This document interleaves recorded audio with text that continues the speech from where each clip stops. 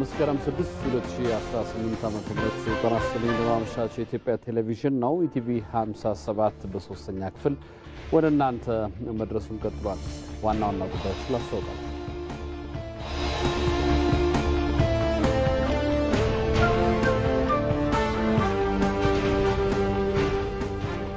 ጠቅላይ ሚኒስትር ዶክተር አብይ አህመድ የመደመር መንግስት መጽሐፍ ኢትዮጵያ ከዘመናት ስብራት ወጥታ የተሻለ ነገር እንድትገነባ ተግባራዊ መፍትሄን የሚያሳይ መሆኑን ገለጹ።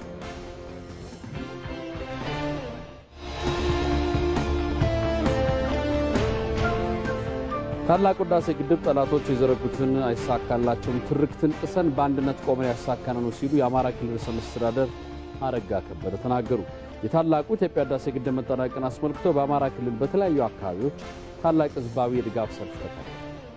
በኢትዮጵያ የኢኮኖሚ አቅመቢስነት የተዘባበቱ የዘረጉትን ያይሳካላቸውም ትርክት ጥሰንና በጣጥሰን ይሄው በጋራ አንድነት ቆመን ይህን ግድብ አጠናቀን ለመላ አፍሪካውያን ምሳሌ ሆነን ተገኝተናል።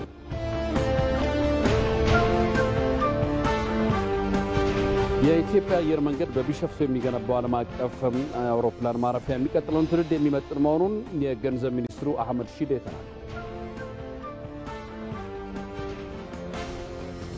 የቢሾፍቱ ኤርፖርት ሀብ እና ኤርፖርት ሲቲ ፕሮጀክት የአቪዬሽን ኢንዱስትሪያችንን የአየር መንገዳችንን በከፍተኛ ደረጃ ያሳድጋል። የሎኬሽን ሀብነታችንን አጠናክሮ ይቀጥላል። የኢትዮጵያ አቅም ብቻ ሳይሆን የቀጠናውን ትስስር አቅምን በከፍተኛ ደረጃ የሚያሳድግ ነው የሚሆነው። የእስራኤል ጦር በጋዛ የምድር ላይ ጥቃት መሰንዘር ጀመረ የሚሉት ደግሞ ከውጭ የምንመለከተው ነው።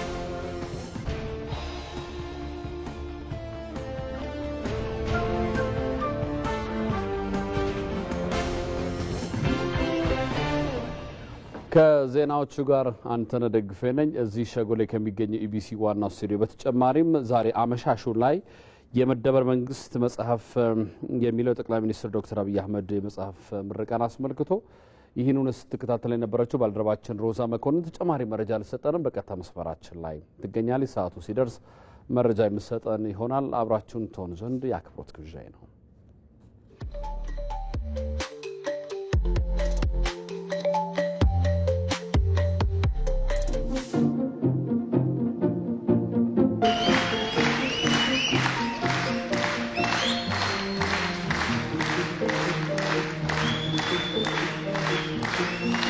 እንኳን ለዚህ ቀን አበቃው፣ እንኳን ይህን መጽሐፍ ሊሰጡን አስቻለው፣ እንኳን ደስ አለዎት።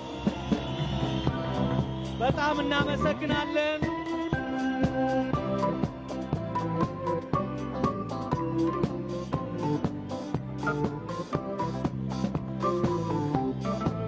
መደመር የተባለው መጽሐፍ በመመረቅ ላይ ነው።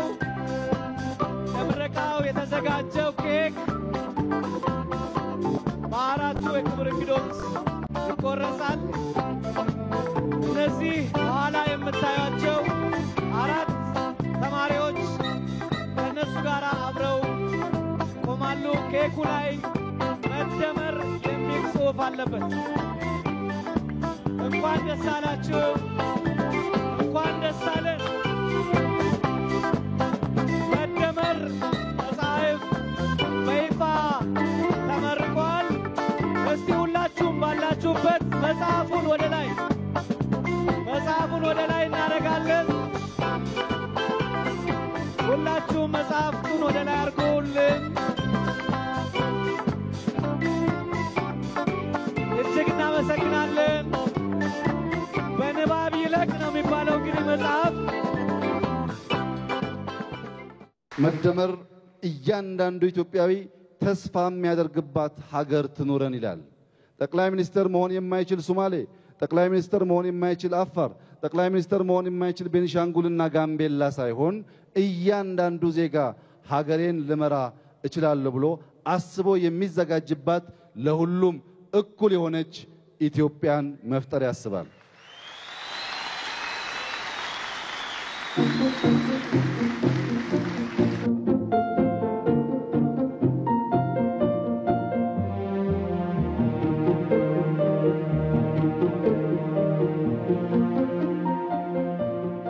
የትናንትናውን ስህተት እናርማለን ስንል ኢህአዴግ ባለፉት ዓመታት ህገ መንግስቱን በብዙ መንገድ ሲጥሰው ቆይቷል። ከዚያ ውስጥ አንዱ ህገ መንግስቱ አንድ የኢኮኖሚና የፖለቲካ ማህበረሰብ መፍጠር ቢልም እንኳን ኢትዮጵያን አንድ ማድረግ ራሱም አንድ መሆን ተስኖት ቆይቷል። ሌላ የሚያሳዝነው ነገር ግን መደመር ፍልስፍና ከሆነና ፓርቲው ከተዋሃደ ወደ እልቂት እንገባለን የሚለው ጉዳይ እልቂትን ምን አመጣው ነው። አንድ ፓርቲ መሆንና መደመር የማያዋጣ ከሆነ ጀግና ሰው ውስኪውን አስቀምጦ መባዛት የሚል አማራጭ ሐሳብ ይዞ ይመጣል።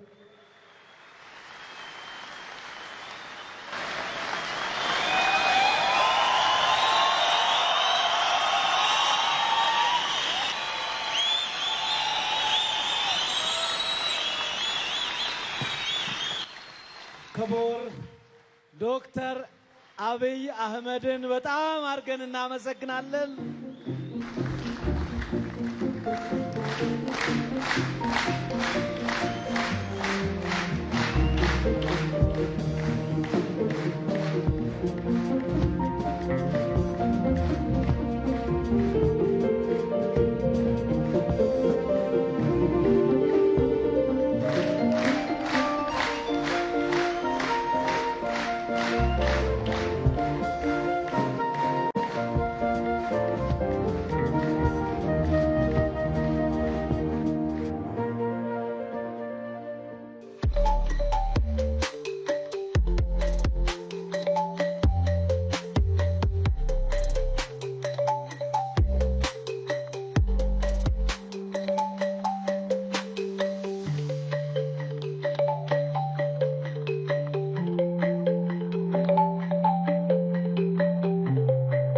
እኔ ለኢህአዴግ ሊቀመንበርነት ስትጠቆም ልክ በሁለት ሀገራት መካከል እንደሚፈጠር ውጊያ አይነት ሰዎች ሲወራጩ ከወንበር ሲነሱ ሲቆጡ ሲከሱ በጣም በስፋት ጊዜ ወስደው ሲናገሩ እኔ ካጠገቤ ዛሬ እሳቸውም እዚህ ያሉ አቶ ደሴ ዳልኬ በወቅቱ የደቡብ ክልል ፕሬዝዳንት ነበሩ። ጎኔ ተቀምጠዋል። ልክ ሰው በጣም በስሜት ሲናገር ስፒች መጻፍ ጀመርኩኝ። ከንግግሩና ከቁጣው ብዛት ፕሬዝዳንት እንደምሆን አወቅኩት እና ስጽፍ ስፒች ሳዘጋጅ አቶ ደሴ ምን እያደረክ ነው ይለኛል። እንዴ አታይም እንደ ቤቱን ይሄን ያክል ሪአክት ካደረገ የሆነ ፍሬያማ ነገር አለ ማለት ነው። ካለ ነገር እንዲያልተንጫጩምና ስመረጥ ከምቸገር ብዬ ነው። በነገራችን ላይ እዚያ 5 ሰዓት ተኩል ላይ ከተመረጥኩ በኋላ ያደረኩት ንግግር በወቅቱ የነበሩ ሰዎች ይሄው አታዩ እንደሚመረጥ እኮ ቀድሞውኑ ያቅ ነበር ተዘጋጅቶ ነው የመጣው ያስባለ ነበር። እና እኔ ያልኩት ለአቶ ደሴ ምንድነው በምጡ ላይ ሳይሆን በልጁ ላይ ባተኩር ይሻላል ብዬ ነው። ምጥን ካሰቡ መውለድ አይቻልም። ምጡን ረስቶ የሚወጣውን ፍሬ ልጅ ማየት ስለሚሻል በሚል ነበር።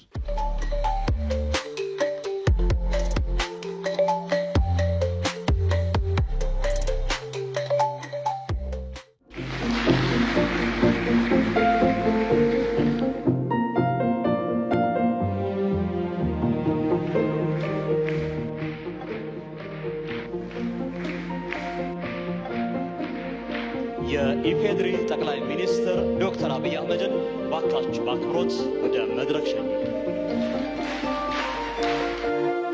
ጠቅላይ ሚኒስትር ዶክተር አብይ አህመድ መጽሐፉን እያስተዋወቁ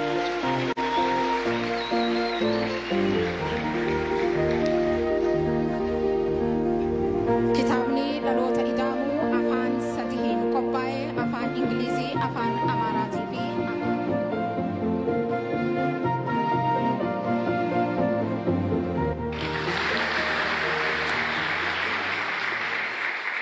የመደመር ትውልድ መርሆች አሉት። መርሆቹ ማስተካከል ማስፋትና ማበርከት በሚል 3 ፍሬ ነገሮች ታስረው ሊታዩ ይችላሉ። ማሰሪያው ነገር ከተናጠል እውነት ወደ ወል እውነት የሚሸጋገር ትውልድ መሆን አለበት።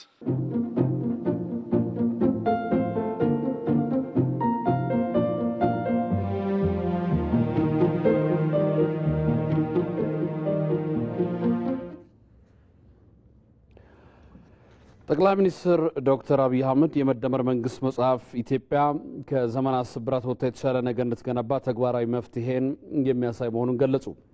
ከመደመር እሳቤ ጋር በተገናኘ አራተኛ የሆነውን የመደመር መንግስት መጽሐፍ ፕሬዝዳንት ታዬ አጽቀሥላሴና ሌሎች የመንግስት ከፍተኛ ስራ ኃላፊዎች በተገኙበት ተመርቀዋል።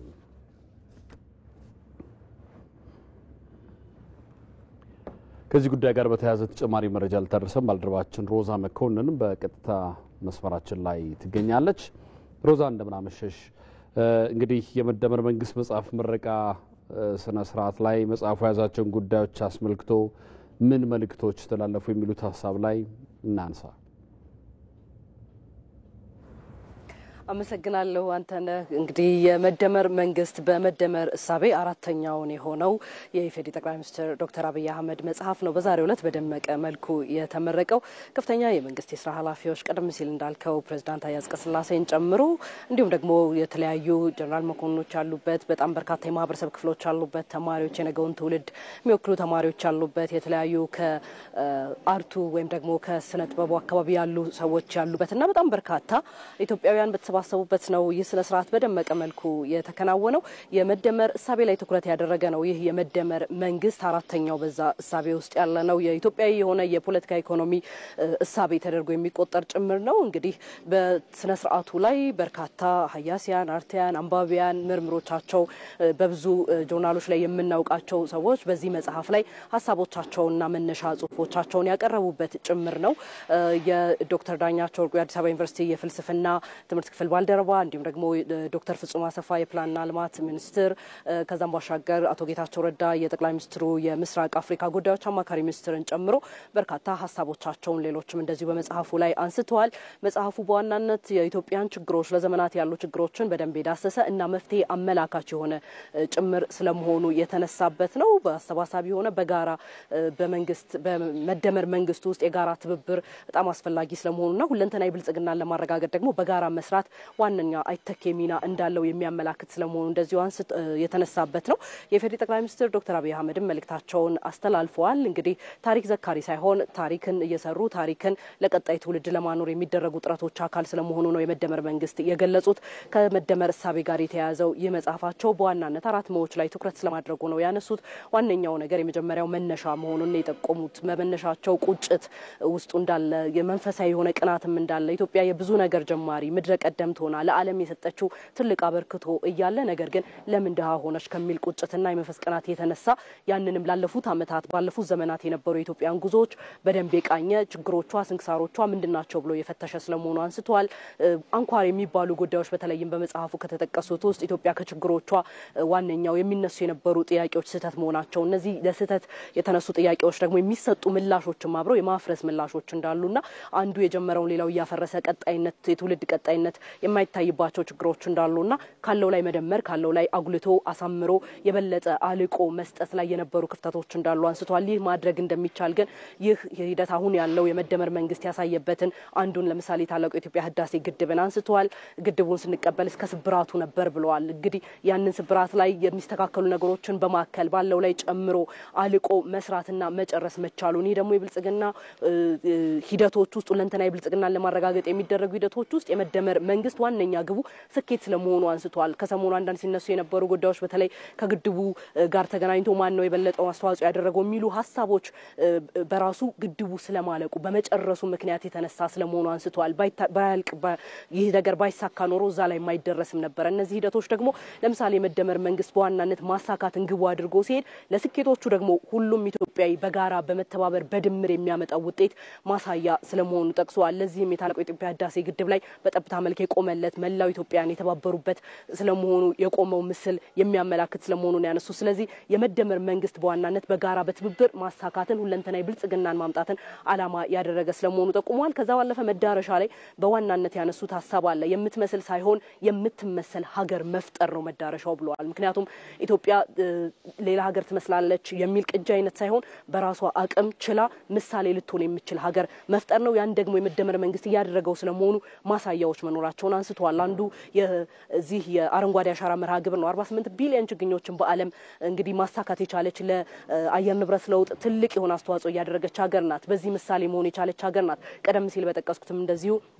በታላቁ የኢትዮጵያ ህዳሴ ግድብን በራስ አቅም በመቻል በትውልድ ቅብብሎች በመደመር ያሳካችና ለመላው ጥቁር ህዝቦች ምሳሌ መሆን የቻለች ሀገር መሆኗ እንደዚሁ አንስተዋል። በስንዴ በኮሪደር ልማት በሌሎች የምሳሌ የምትሆን በሌሎች የምትጠቀስ ሀገርን መፍጠር መዳረሻው ስለማድረጉ ነው ያነሱት። ሌላኛው መንገድ እንደሆነ የጠቀሱት ይህ የመደመር መንግስት የሚሄድበት መንገድ በጋራና በትብብር ሀሳቦችን በመነጋገር በመደመር በጋራ በመስራት በይቻላል ስሜትም የመስራት ሀሳቦችን አንድ ላይ ያጣመረ ስለመሆኑ አንስተዋል። እነዚህ ሂደቶች ደግሞ ዛሬ የቻልነው ነገር እንዳለ ስለሚያሳዩ ነገ የምናነሳቸው በማንሰራራት ዘመን የሚነሱ ጥያቄዎች የባህር በርን የመሰሉ ጥያቄዎች የሰላማዊ መንገድ ኒውክሌርን ለመገንባት የመሰሉ ጥያቄዎች የማንችላቸው ምንም ነገር እንደሌሉ ማሳያ ስለመሆኑ ነው የጠቀሱት። ከዛ ባሻገር በአራተኝነት በመንግስት ረገድም ጠንካራ የሆኑ በጋራ በትብብር ሊሰራባቸው የሚችላቸውና ዛሬ ላይ ሆኖ ነገን የሚያስብ እና ለነገው ትውልድ የሚዘጋጅ ሂደትን የሚፈጥር ስለመሆኑ የመደመር መንግስት በጥቅሉ ያነሱበት አግባብ አለ ማለት ነው። አንተና እሺ፣ አመሰግናለሁ ሮዛ። መልካም ምሽት።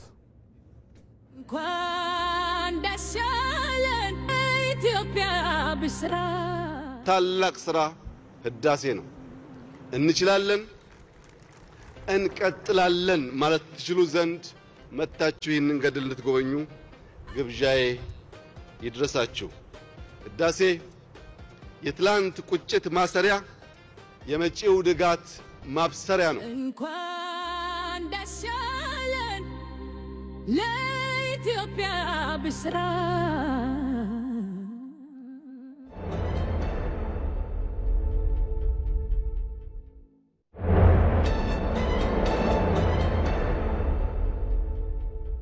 በአጀንዳነት ወደምናያቸው ጉዳዮች እናመራለን። ታላቁ ህዳሴ ግድብ ጠላቶች የዘረጉትን አይሳካላቸውም ትርክትን ጥሰን በአንድነት ቆመን ያሳካነው ሲሉ የአማራ ክልል ርዕሰ መስተዳድር አረጋ ከበደ ተናገሩ። ታላቁ የኢትዮጵያ ህዳሴ ግድብ መጠናቀቅን ተከትሎ በባህር ዳር ከተማ የድጋፍና የደስታ መግለጫ ሰልፍ ተካሂዷል። ሳሙኤል ወርቃየሁ ተጨማሪ አለው።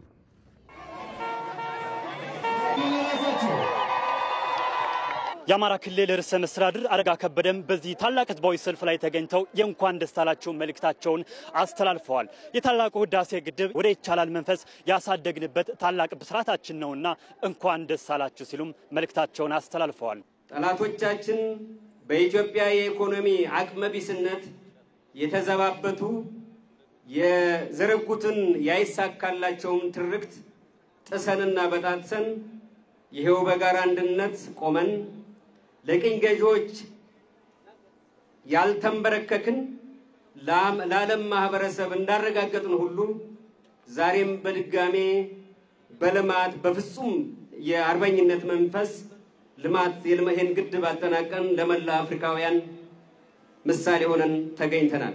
እንኳን ደስ አለን፣ እንኳን ደስ አላችሁ ለማለት እወዳለሁ። ግድቡ እንደ አድዋው ድል ሁሉ ኢትዮጵያውያን ለሀገራዊ ክብራቸውና ለብሔራዊ ጥቅማቸው ሲሉ አመላቸውን በጉያቸው ልዩነቶቻቸውን በጓዳቸው አድርገው ገንዘባቸውን ዕውቀታቸውንና ጉልበታቸውን ሰውተው የገነቡትና የህዝባችን አንድነት የተረጋገጠበት ስለመሆኑም ርዕሰ መስተዳድሩ ተናግረዋል። ይህም ለታሪክና ለትውልድ የምናስተላልፈው የወደፊት የኢትዮጵያ ተስፋ የተገለጸበት ነው ሲሉም ገልጸዋል። የኢትዮጵያን ፍትሃዊ ተጠቃሚነት ያረጋገጠ ነው ሲሉም ተናግረዋል። በአባይ ውሃ ድርሻ ባለቤትና ተጠቃሚነት አገራችን ኢትዮጵያ ባይተዋር አድርጓት የነበረውን የተፋሰሱ ሀገራት እና የቅኝ ገዢዎቻቸውን መሰሪ የስምምነት ውል እስከ መዘዙና መርዙ የፈወሰ የራሳችንን ሀብት የመጠቀም የሌላውንም ሀገር ህዝብ ያለ መጉዳት ዓለም አቀፍ የግንኙነት መርሃችንን በተግባር ባለም አደባባይ ከፍ የሚያደርግ ሁነት ሆኖ ተጠናቋል። ግድቡ የኢትዮጵያ የብልጽግና ጉዞ አይቀሬ መሆኑን ማሳያ ነው ያሉት ደግሞ የባህር ዳር ከተማ አስተዳደር ተቀዳሚ ምክትል ከንቲባ አቶ ጎሹ እንዳላማው ናቸው። ታላቁ የኢትዮጵያ ህዳሴ ግድብ የንጋት ዘመን ማብሰሪያ የብልጽግና ጉዞ አይቀሬ መገለጫ ከዚህ በኋላ ኢትዮጵያውያን አንድ ሆነን ቆመን የማናሳካው የሚያቅተን ምንም ነገር እንደሌለ የዘመናችን ዳግማዊ አድዋ በዚህ ዘመን ትውልድ ተጽፏል። የታላቁ ህዳሴ ግድብ በሚያመነጨው ኤሌክትሪክ ኃይል የማህበረሰባችንን ተጠቃሚነት ከማሳደግ አልፎ ጎረቤት ሀገራትን በኤሌክትሪክ የሚያስተሳስር ስለመሆኑ የገለጹት የክልሉ ርዕሰ መስተዳድር አረጋ ከበደ ኢትዮጵያ የሰነቀቻቸው ሌሎች ፕሮጀክቶችም የሀገሪቱን የወደፊት የመልማት ተስፋ የሚያሳዩ ናቸውና እነዚህን የልማት ስራዎች በአንድነት ማስቀጠል ይገባል ነው ያሉት። ይህ በእንዲህ እንዳለም ሀገሪቱን እየፈተኗት ካሉት የግጭት አዙሪቶች ወጥተን ልማትን እናፋጥን ሲሉም ጥሪ አቅርበዋል።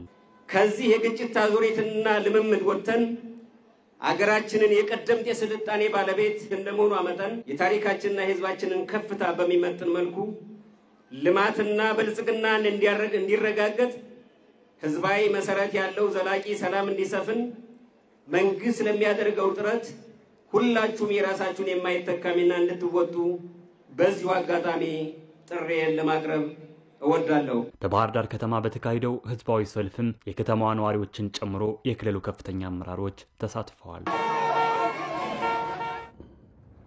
ታላቁ ህዳሴ ግድብ ኢትዮጵያን አይችሉም የሚለውን የተሳሳተ ትርክት የሰበርንበት ችለንም ለዓለም አቀፍ ማህበረሰብ ያሳየንበት የአሸናፊነት ምልክት ነው ሲሉ በባህር ዳር ከተማ በተካሄደው ህዝባዊ ድጋፍ ሰልፍ ላይ የተሳተፉ የከተማ ነዋሪዎች ተናግረዋል። በታላቁ የህዳሴ ግድብ ግንባታ የታየውን አንድነት በሌሎች የልማት ፕሮጀክቶች ላይ ሊደገም ይገባል ብለዋል ተሳታፊዎቹ። ባልደረባችን ተስፋውን ደስታ የሰልፉን ተሳታፊዎች አስተያየት አሰባስበዋል። በጣም ደስታ የለኝም፣ ወሰን የለኝም። እንደተወለድኩ ነው እንደገና እንዳዲስ እንደተወለድኩ ማለት ግድባችን ለኛ ቀርቶ ለዓለም የሚተርፍ ግድብ ጥላቶቻችን ሲፈነጩ የነበረው ዛሬ አንጀታቸው ተቆርጦ ነው ያለው። ዛሬ ላይ በጣም ደስታ ነው የተሰማኝ። የአባይ ግድብ የኢትዮጵያውያን ህልውናችን ነው፣ ኩራታችን ነው። ተገድቦ ዛሬ ላይ በመጠናቀቁ እጅግ በጣም ከፍተኛ የሆነ ደስታ ነው የተሰማኝ። ዛሬው ዕለት የተሰማኝ ደስታ በጣም ከፍተኛ ደስታ ነው። ምክንያቱም ይሄ ሪናይሰንስ ዳሙ ሲገደም ማለት ነው ይሄ ፖለቲካል ኢሹ ወይም የፖለቲካ ጉዳይ ሳይሆን የትኛውም የኢትዮጵያዊ ጉዳይ ነው። እዚህ ጋር የምትመለከታቸው የፌደራል ፖሊሶች አሉ፣ መከላከያ ወታደሮች አሉ። እነዚህ ሁሉ መስዋዕትነት የከፈሉበትና እያንዳንዱ ሙስሊም ክርስቲያን ሳይባል ሁሉም የኢትዮጵያ ህዝብ ካለው ነገር ከጥሪቱ ላይ አውጥቶ ለዚህ መዳረሻ ያደረሰው ግድብ ነው። 20 ሺህ ብር ቦንድ ከፍያለሁ እና አሁን በአሁኑ ባለውበት ጊዜም ተጀምሮ በመጨረሱ ባለውበት ዘመን ደስ ብሎኛ መጣ። ዘፍናለሁ፣ በዘፈኔም ሳሞግስ ነበረ። በማለቁ ደስተኛ ነን። ታላቁ የኢትዮጵያ ህዳሴ ግድብ ህብረታችንና አንድነታችን የሚያሳይ ነው ሲሉ የጎንደር ከተማ ነዋሪዎች ተናግረዋል። በጎንደር የታላቁ የኢትዮጵያ ህዳሴ ግድብ መጠናቀቅን አስመልክቶ ታላቅ የድጋፍ ሰልፍ ተካሂደዋል። አባዴው ናይት ጨምሮ በጎንደር ከተማ የታላቁ የኢትዮጵያ ህዳሴ ግድብ መጠናቀቅን አስመልክቶ ታላቅ የድጋፍ ሰልፍ ተካሂዷል። በዚህ የድጋፍ ሰልፍ የከተማዋ ነዋሪዎች፣ የመንግስት የሥራ ኃላፊዎችና የተለያዩ የህብረተሰብ ክፍሎች ተገኝተዋል። የከተማዋ ነዋሪዎች የተለያዩ መልእክት ያላቸው መፈክሮችን በመያዝና በማሰማት ድጋፋቸውን ሲገልጹ ነበር። ግድቡ ተጀምሮ እስኪመረቅ ድረስ የተለያዩ ድጋፎችን ማድረጋቸውን ነው የጎንደር ከተማ ነዋሪዎች የገለጹት። ከዚህ በተጨማሪም ሲያደርጉት የነበረው ድጋፍ ፍሬ አፍርቶ ግድቡ በመጠናቀቁ ደስታ እንደተሰማቸው ተናግረዋል። አባይ ግንድ ይዞ ይዞራል በሚል ተረት ብቻ የሚታወቀው አሁን ግን ተገድቦ በፍሬ በቅቶ በማየታችን ህዝቡን እንደምታየው በጣም ደስተኛ ሆነን ደስታችን በጣም እየገለጽን ከሌሊት ጀምሮ ነው የወጣ ነው። ያልተሞከረውን ግድብ እኛው በእኛው ሞክረን በእኛው የተጠናቀቀ ስለሆነ ትልቅ ደስታ ነው የተሰማኝ። ዛሬ እስኪጠናቀቅ ድረስ የህዝቡ ድጋፍ ከፍተኛ ነበር። የኢትዮጵያ ህዝብ በአብዛኛው ግን የኢትዮጵያ ህዝብ 80% ገበሬ ነው። ከኩራዝ መብራት አልወጣም። አገሪቱ በመብራት ተንጸባርቃ በልማት ተስፋፍታ ጥሩ ስራ ላይ ልትውል እመኛለሁ። አባይን ገድበነዋል፣ እንችላለን። ላስጀመሩም ላስቀጠሉም ለጨረሱት ኢትዮጵያውያን ሁሉ በጣም አመሰግናለሁ። ምክንያቱም ይሄ የኢትዮጵያ ኩራት ነው። የጎንደር ከተማ አስተዳደር ባህል ቱሪዝም መምሪያ የጎንደር ከተማ ተቀዳሚ ምክትል ከንቲባ ቻላቸው ዳኘው ግድቡ መጠናቀቁ የኢትዮጵያን ህብረት የሚያጠናክር መሆኑን ጠቅሰው በመተባበር በርካታ ድሎችን ማስመዝገብ እንደሚቻል ፕሮጀክቱ ማሳያ ነው ብለዋል። ትናንት ትንቢት ተስፋ የነበረውን ዛሬ ገቢር ሆነ። ስለሆነም የከተማችን ህዝብ የኢትዮጵያ ህዳሴ ግድብ መሰረቱ ከተጣለበት ቀን ጀምሮ ለዚህ እስኪበቃ እዚህ ታላቅ ሀገራዊ ኩራት ጎን የቆመ ነው። በዚህም ኩራት ይሰማናል። የተባበሩ ችግርን ይሻገራሉ፣ በአንድነት የጸኑ ህልማቸውን እውን ያደርጋሉ፣ ህብረታቸውን ያጠናከሩ ከፍ ብለው ይኖራሉ። አቶ ቻላቸው አያይዘውም ሰላምን መጠበቅ የሁሉም ኃላፊነት በመሆኑ በትኩረት ሊሰራ ይገባል ብለዋል። በጦርነት በብጥብጥና በአመት ሀገር ተሰርቶ አያውቅም። ሀገር የተጀመረን ልማት በመጨረስ አዲስ ሀሳብ አፍልቆ በማልማት ኢትዮጵያን ለመቀየር በመወጠን የምትሰራ ናት። ስለ ኢትዮጵያና ሰላም ስለሚፈልገው የኢትዮጵያ ህዝብ ስንል ዛሬም ለሰላም እጃችን እንዘረጋለን። ህብረታችን ለሰላማችን መጠበቅ የእያንዳንዳችን ኃላፊነት መሆኑ ግድ ይላል። ለውይይት ለሰላም በራችን ከከፈትን ለወገናችን ህልውና ከተቆጨን ብዙ ህዳሴዎችን ዓለም እስኪደንቀው ገንብተን እንመርቃለን። እናም በከተማችን ህዝብ ስም ለሰላም ጥሪያችን እናቀርባለን። በዚህ የድጋፍ ሰልፍ የተለያዩ ትርኢቶች በስፋት ቀርበዋል። ታላቁ የኢትዮጵያ ህዳሴ ግድብ መጠናቀቁን ተከትሎ በአማራ ክልል እንጅባራ፣ ደብረታቦር፣ ፍኖተ ሰላምና ሌሎች ከተሞች ህዝባዊ የድጋፍ ሰልፎች ተካሂደዋል። የድጋፍ ሰልፉ የተሳተፉ የከተሞቹ ነዋሪዎች በህዳሴው ግድብ ላይ የታየው አንድነትና ህብረት አድዋ ላይ የነበረው የአይበገርነት መንፈስ ዳግም የታየበት መሆኑን ገልጸው አሁንም ዜጎች ለሀገር ሰላም ዘብ በመቆም በህዳሴ ግድብ መጠናቀቅ የተገኘውን ድል በሌሎች መስኮች መድገም ይገባናል ብለዋል።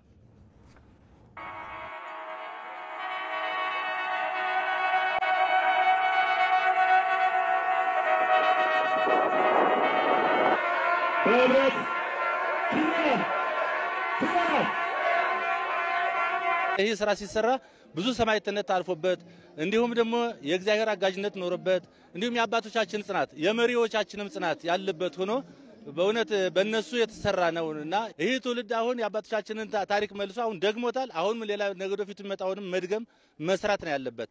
መሐንዲሱ የኛው፣ ግንበኛው የኛው፣ ፋይናንሻሉ የኛው ብሎ በዛን ሰዓት ይህን ግድብ ሲመርቅ ሚስቴ የምትተያዘች በእንጅባራ ከተማ ጤና ጣቢያ ሄጄ ወዲያውኑ ወለደች። ስለዚህ እኔ ልጆቼን ህዳሴ ሞላና ጊዮን ሞላ ብዬ የጀመርኩባት ቀን ዛሬ ደግሞ ለፍጻሜ በቅታ ሁለተኛ በእንጅባራ ስም የተደሰቱባት ቀን ነች። አድዋ ጋር ኢትዮጵያውያን አሳይተዋል። አሁን ግድብ ጋር ደግሞ ድጋሚ አሳይተዋል። ነገ ደግሞ ትልቁን ስራ ለመስራት ኢትዮጵያውያን አንድ መሆን አለብን። ከሚሮጠው ጋር መሮጥ የለብንም። ለሰላሙ መዘመር አለብን። አባይ ከቁጭት እናቶች ከእንጨት የነጻ ሁነዋል። ይሄ የአባይ ግድብ እንግዲህ ስንመኘው የኖርነ ያው ከህብረተሰቡ እያወጣጣን ገንዘብ ያው እንደ ቀበሌ እንደኛ ቀበሌም በርካታ የሆነ ለአባይ ግድብ ህዝቡ ተቆርቋሪነት ኑሮት ገንዘብ በማዋጣት አዋተን ለዚህ የአባይ ግድብ ምርቃን ደርሰናል ማለት ነው። ህዳሴ ግድቡ እንግዲህ ከሊቅ እስከ ደቂቅ ነው አዋተን የሰራ ነው። ከግድብ ወደ ወደብ እየተባለ ነው። ወደብ ካገኘን ደግሞ በጣም እንበለጽጋለን። ግድቡ በጉጉት ስንጠብቀው የነበረ ስለሆነ ደስታችን ወደር የለው። ከጎረቤት ሀገሮች ጋር የነበረውን ጫና ተቋቁሞ ለዚህ በመብቃቱ በጣም ከፍተኛ ደስታ ነው ያለኝ። እጅግ በጣም የምወደውና የምፈልገው ነገር ነበረ። አባይ ጥንትም እንዲገደብ የምንፈልገው እንደው በታሪክም ስንሰማው የነበረና ተገድቦ ማየትን የምንፈልግ ወጣቱ ክፍል በስራ እንዲሰማራ እንዲሁም ደግሞ ለሀገራችን ደግሞ የልማት አውታር መሆኑን እናውቅ ነበረ እና ሲጀምር ጀምሮ አባይ እጅግ በጣም የምንፈልገው ግድብ ስለነበረ በመገደቡ እጅግ በጣም ደስተኛ ነን።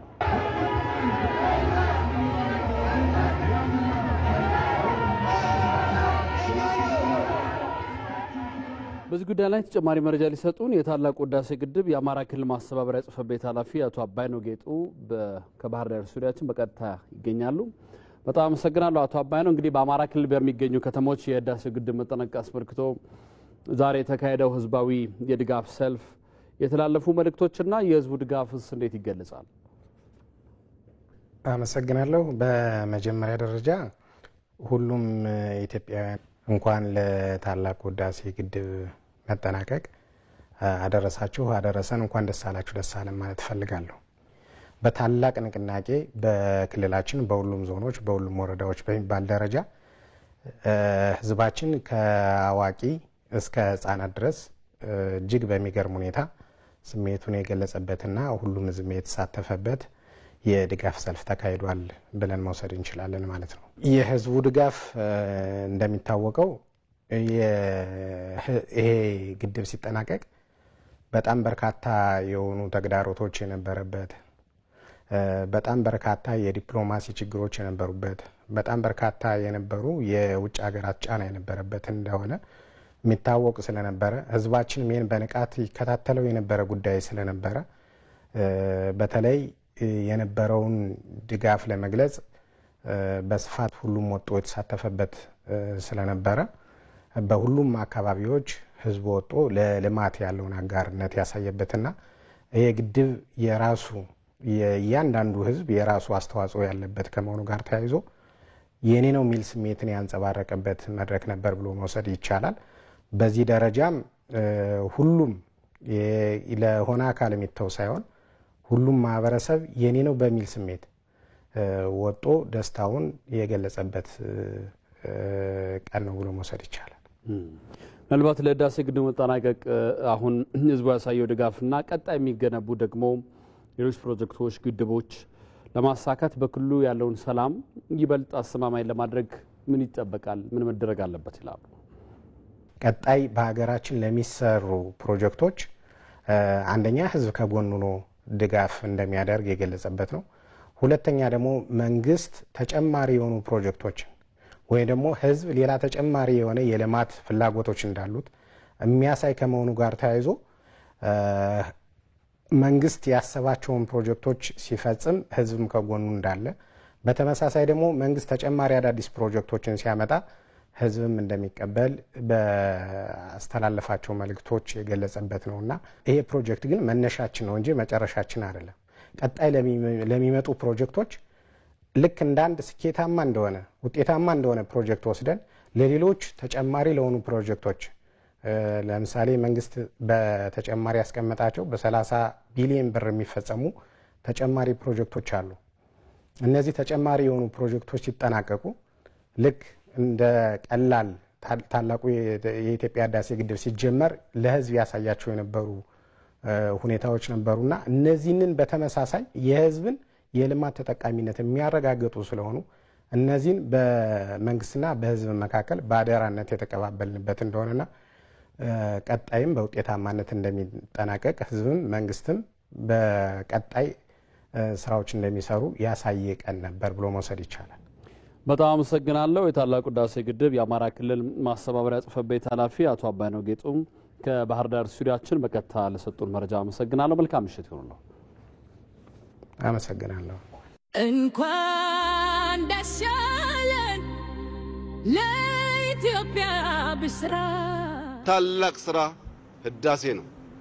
እንችላለን፣ እንቀጥላለን ማለት ትችሉ ዘንድ መታችሁ ይህንን ገድል እንድትጎበኙ ግብዣዬ ይድረሳችሁ። ህዳሴ የትላንት ቁጭት ማሰሪያ፣ የመጪው ድጋት ማብሰሪያ ነው። እንኳን ደስ ያለን ለኢትዮጵያ ብስራ።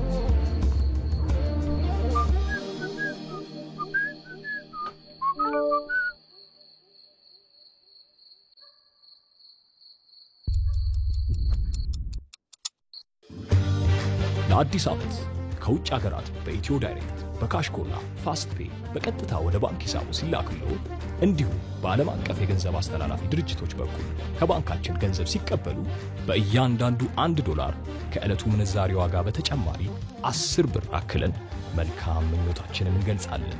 አዲሱ ዓመት ምኞታችሁ የሚሳካበት በአዳዲስ ዕድሎችና በብዙ በረከት የተሞላ ይሁንላችሁ። የኢትዮጵያ ንግድ ባንክ ሁሌም የሚተማመኑበት ባንክ።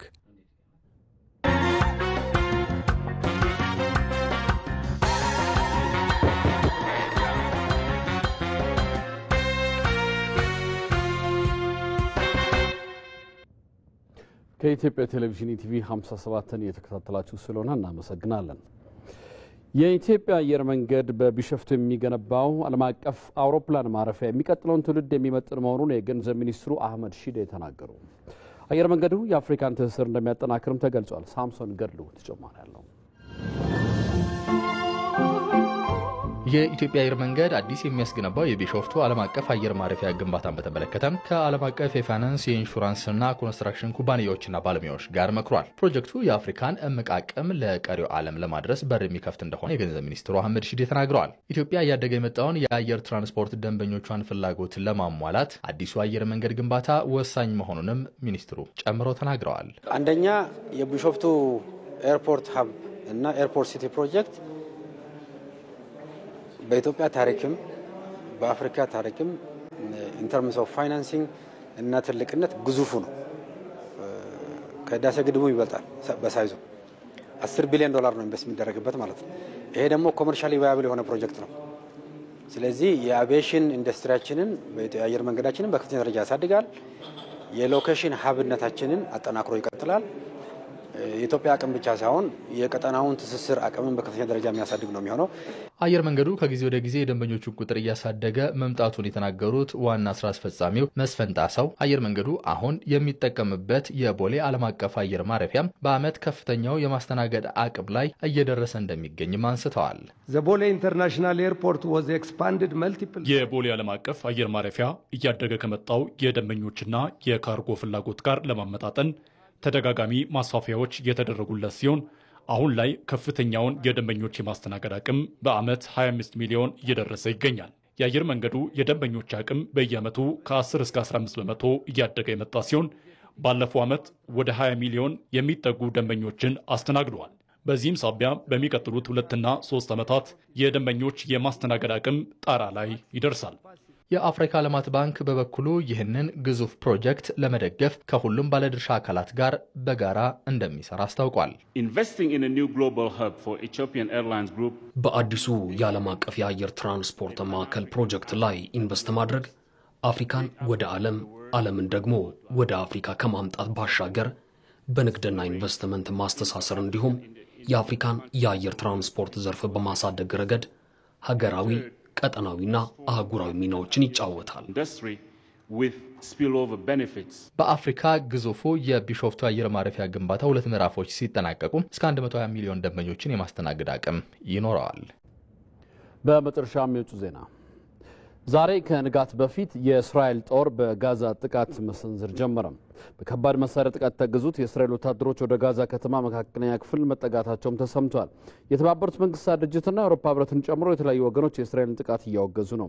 እስራኤል በጋዛ እየፈጸመች ያለው ጥቃት የሰብአዊ ቀውሱን እንደሚያባብሰው የአውሮፓ ህብረት አስጠንቅቋል። ህብረቱ በጋዛ ተጨማሪ ጥቃት እንዳትፈጽም እስራኤልን ሲያስጠነቅቅም ቆይቷል። የአውሮፓ ህብረት ባለፈው ሳምንት ከእስራኤል ጋር ያለውን የንግድ ግንኙነት ለማቋረጥ ያቀደ ሲሆን የእስራኤል ሚኒስትሮች ላይ ማዕቀብ ሊጥል እንደሚችልም ገልጿል። በጉዳዩ ላይ በህብረቱ መካከል ያለው ልዩነት የታቀደውን እርምጃ አዳጋች እንደሚያደርገው ነው የተገለጸው። 2 ዓመት ሊሞላው ቀናት በቀሩት በዚህ ጦርነት በርካታ ንጹሃን መሞታቸውና ከፍተኛ የንብረት ውድመት መድረሱን የተባበሩት መንግስታት ድርጅት አጥኚ ቡድን ማስታወቁ ይታወሳል። ዘገባውም የኤፍፒ ነው። ከኢትዮጵያ ቴሌቪዥን ኢቲቪ 57 አብቅቷል። ስለተከታተላችሁ እናመሰግናለን። አንተነህ ደግፌ ነኝ። ሰላም ደሩ።